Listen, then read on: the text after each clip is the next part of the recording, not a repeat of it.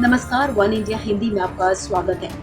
Bollywood actor Sushant Singh Rajput की मौत को 2 महीने से ज्यादा का समय हो चुका है और अब इस मामले का रहस्य और गहराता जा रहा है। अब इस केस में एक नया चश्मदीद सामने आया है, जिसने बताया कि खुद को सुशांत की गर्लफ्रेंड बताने वाली रिया चक्रवर्ती ने सुशांत की शव को देखकर सॉरी कहा था। गौरतलब है कि 14 जून को सुशांत ने अपने बांद्रा स्थित फ्लैट में कथित तौर पर आत्महत्या कर ली थी। घटना के बाद उनके शव को पोस्टमार्टम के लिए कपूर हॉस्पिटल ले जाया गया था। अब करनी सेना के सदस्य सुरजीत सिंह राठौर मीडिया के सामने आए हैं। उन्होंने इस राज से पर्दा उठाया है कि आखिर रिया चक्रवर्ती पोस्टमार्टम हाउस में क्या कर रही थी। सुरजीत ने बताया कि उनसे करनी सेना के हेड ने कपूर हॉस्पिटल जाने को कहा था, इसलिए वो अस्पताल में मौजूद थे। उन्होंने बताया कि रिया सुशांत के अंतिम दर्शन करना चाहती थी। 15 जून को जब वो उन्हें लेकर सुशांत के शव के पास गए तो रिया ने शव पर पड़े सफेद चादर को हटाया और सुशांत के सीने पर हाथ रखकर रिया ने कहा, सॉरी बाबू। इतना ही नहीं, सुरजीत सिंह ने सुशांत के दोस्त संदीप सिंह की भूमिका पर भी सवाल उठाए हैं। आइए सुनते हैं क्या कुछ कहा सुरजीत सिंह राठौर ने। मैं गया हूँ रिया, दोनों मैं रिया को पकड़ के अंदर लेके गया हूँ। जैसे ही गया और सामने शव रखा गया तो वो चेयर में रखा गया था, मैं जाके उसको हटाया। चेहरे से पर्दा, वाइट जो पर्दा था मैंने हटाया। हटा के मैंने देखा तो मेरे खुद मैं भावुक हो गया था वहाँ देख के कि जो इंसान इतना हंसता मुस्कुराता चेहरा, इतना प्यारा इंसान, वो सुसाइड कैसा कर सकता है। फिर मैंने अपने उसकी गर्दन पे मैंने अपना अंगुली रखी, हाथ ऐसे किया तो उसका यहाँ से जो निशान थे वो निशान थे। मैंने टच भी किया, मैंने देखा कि अगर शायद कोई रस्सी है, कुछ कण आए क्या है, तो थोड़ा हल्के से कण वो नज़र आए। ये पार्ट पूरा धंसा हुआ था अंदर, क्यों फांसी जब लगाते तो ऊपर तक जाता है यहाँ तक रस्सी, लेकिन ये यहाँ से धंसा हुआ था। तो उसी टाइम मुझे लगा कि यार ये सुसाइड नहीं है, ये हत्या है, इसकी मर्डर की गई है। तो मेरे जस्ट बाजू में रेहा चक्रवर्ती भी थी, तो हटाया तो रेहा ने यहाँ पे चेस्ट पे उसके हाथ रखा, बोला सॉरी बाबू।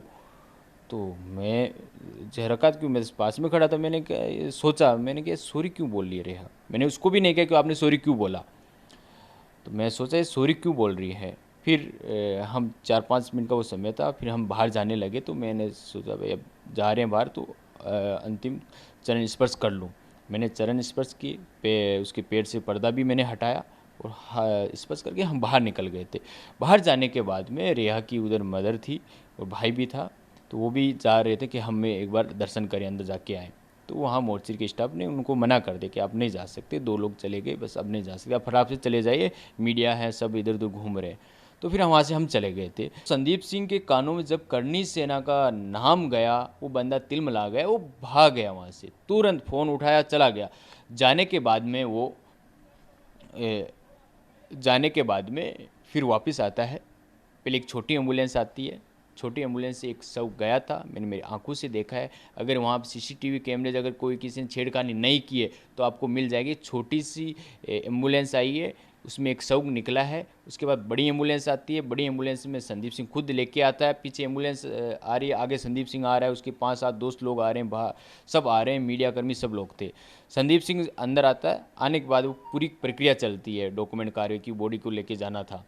मैं खुद वहाँ था, एक ऑफिसर भी आते हैं, मैं सामने से बैठा था, ऑफिसर को मैंने नमस्कार भी किया, उन्होंने मुझे नमस्कार किया। ये 1 घंटा तक हम वहाँ डॉक्यूमेंट कार्रवाई वगैरह सब कुछ कर रहे थे, चल रहा था।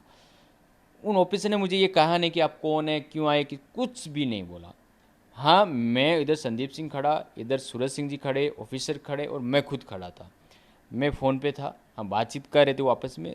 जैसे उन्होंने कोई दुबई का नाम लिया कि दुबई से एक बात हुई, फ़ोन ऐसा कुछ बोला उन्होंने, दुबई मुझे वर्ड याद है, उन्होंने बोला। जैसे ही मैंने ऐसे घुमाया अपना पेश, तो संदीप सिंह को शक हो गया कि इनको ये करनी सेना से हैं और इनको कुछ पता चल गया होगा। तो उन्होंने इशारा किया ऑफिसर की तरफ, बोला इनको आउट किया जाए। ऑफिसर ने मुझे तुरंत एक्शन लिया, उन्होंने बोला आप प्लीज़ यहाँ से चले जाइए।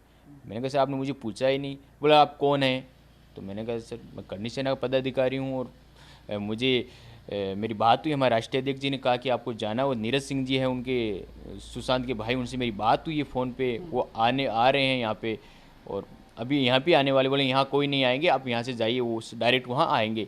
शमशान घाट में। तो मैंने कहा ठीक मैं जाता हूँ, तो मैं वहाँ से चला गया। फिर जाने के बाद मैं सोचा अभी शमशान घाट में चलते। मैं शमशान घाट में गया तो वहाँ जो सिक्योरिटी, तो वहाँ भी मुझे अलाउ नहीं किया कि आप वहीं भी नहीं जा सकते, क्योंकि शायद संदीप सिंह ने बोल दिया होगा या किसी ने बोल दिया होगा फ़ोन करके कि भाई ऐसी गाड़ी आने वाला है, ऐसा सख्त आने वाला है। तो मुझे वहाँ भी अलाउ नहीं किया। उसी दिन से मुझे संदीप सिंह के ऊपर शक हो गया था कि कहीं ना कहीं दाल में कुछ काला है और ये बंदा इस साजिश में शामिल है। पूरा मॉनिटरिंग जिस प्रकार से वो कर रहा था, उसके इशारे से पुलिस काम कर रही थी, उसके इशारे से लोग काम कर रहे थे, उसके यार दोस्त काम कर रहे थे, वो इधर उधर भाग रहा था, मैनेजमेंट पूरा वो कर रहा था। तो मुझे उसके ऊपर शक हो गया था कि सुशांत के मर्डर में है, इसका कहीं ना कहीं हाथ है। सुरजीत सिंह का दावा है कि सुशांत के शव को देखने के बाद ये नहीं लग रहा था कि उन्होंने आत्महत्या की होगी। उनका कहना है कि सुशांत को मारा गया है। बहरहाल इस केस की जांच अब सीबीआई कर रही है। सीबीआई के अलावा प्रवर्तन निदेशालय यानी कि ईडी मनी लॉन्ड्रिंग के एंगल से भी मामले की जांच कर रहा है। ईडी ने अब तक रिया, उनके भाई शौविक चक्रवर्ती, सुशांत के दोस्त सिद्धार्थ पिठानी, बिजनेस मैनेजर श्रुति मोदी सहित कई लोगों से पूछताछ कर चुकी है। इस खबर में फिलहाल इतना ही। तमाम अपडेट्स के लिए बने रहिए वन इंडिया हिंदी के साथ।